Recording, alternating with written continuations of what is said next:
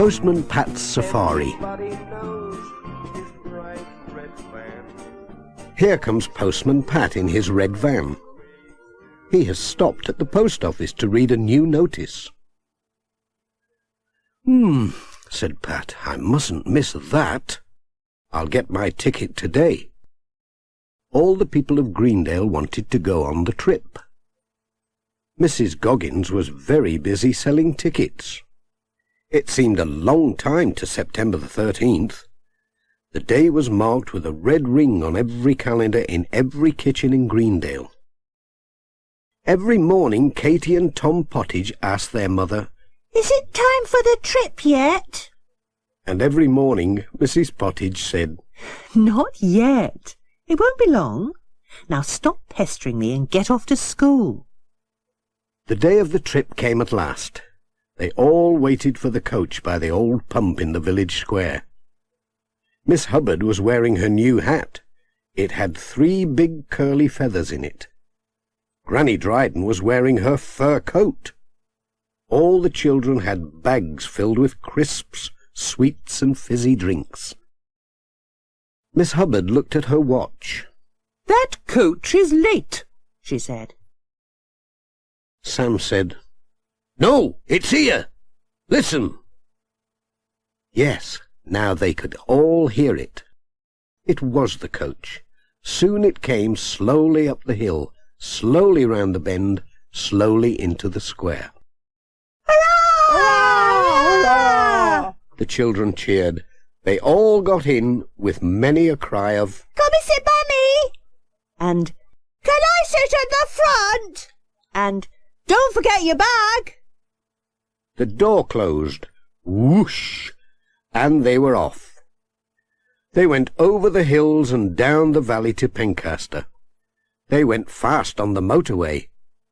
They stopped for a drink and a visit to the toilet. Off they went again. Then they left the motorway. There were more hills and windy roads. Katy said, "We're back home." "No, this is Wales," said Pat. "Look, there's a Welsh signpost." No one could read it.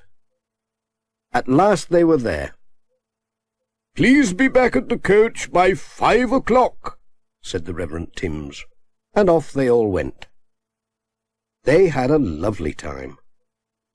They saw kangaroos and deer and peacocks and a tree full of monkeys. They had pony rides, and they fed the ducks. There were slides and swings for the children. Granny Dryden was the first one to find the cafe, hidden amongst the trees. "That was a lovely cup of tea," she said. A large bird flew down and pecked at the feathers on Miss Hubbard's hat. "Help!" she cried. "Shoo! Go away, shoo!" cried Pat, flapping his arms at the bird. "It thinks you're another bird, Miss Hubbard." The bird would not go away, so Pat took the feathers out of the hat and put them in his pocket.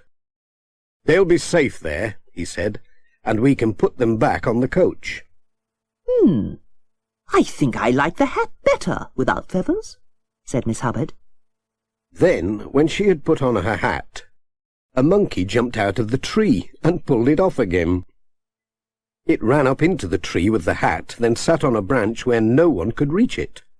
Poor Miss Hubbard. Pat said, "We'll never catch it now."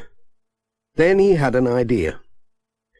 "Don't move," he told Miss Hubbard, "and keep your eye on the monkey." He ran to the cafe and bought a bag of nuts. He ran back to Miss Hubbard.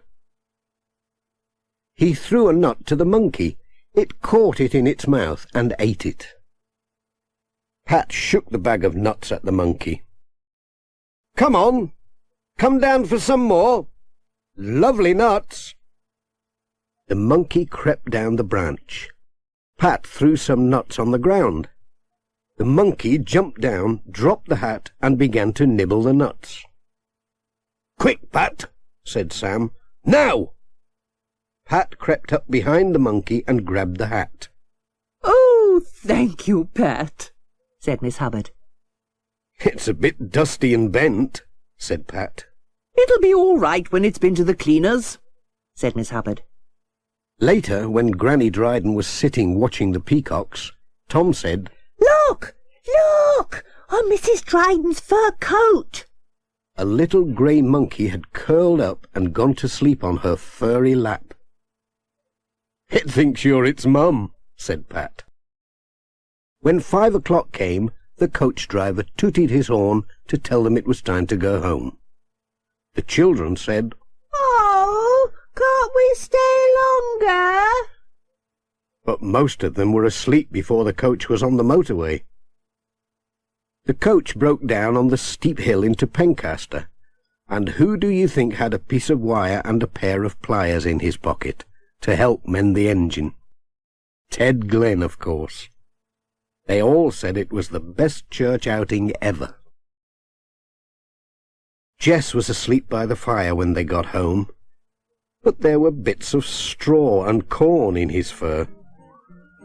I think Jess has been on safari in Alf Thompson's barn, said Pat. Postman Pat, Postman Pat, Postman Pat, and his black and white cat. Early in the morning, just as day is dawning, he picks up